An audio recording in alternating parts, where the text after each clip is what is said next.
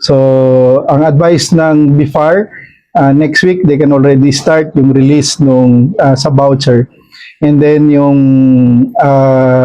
remainder na 95% do sa card, in the next 2 weeks, ma-release nila yung part nun.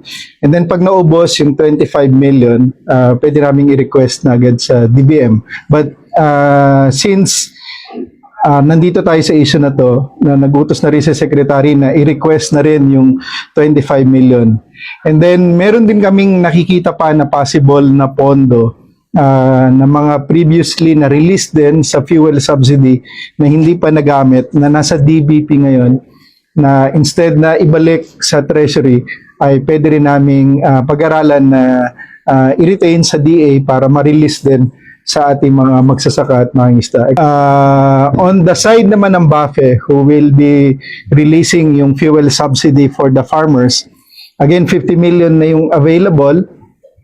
At when I talked to Director Christy Pulido, they're already talking with DBP. Again, in the next 2 weeks, mag-start na rin sila ng release noong 5,000 sa mga farmers na registered sa RSBSA at nagmamay-ari o nagre-renta ng mga makinarya na gagamitin. And next, we also would like to thank ang Department of Energy for allowing yung ating mga farmers na bumili ng gasolina na gagamitin sa kanilang mga traktora, harvester, na doon lang sa mga lalagyan na allowed na pwedeng bumili. Kasi hindi naman pwedeng dalhin ng mga farmers yung kanilang traktora, harvester sa gasolinahan. Medyo malalaki yun, tsaka mahirap.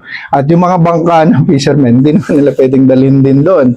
So again, we appreciate and we would like to thank in behalf of Secretary Kiko ang DOE for allowing such move para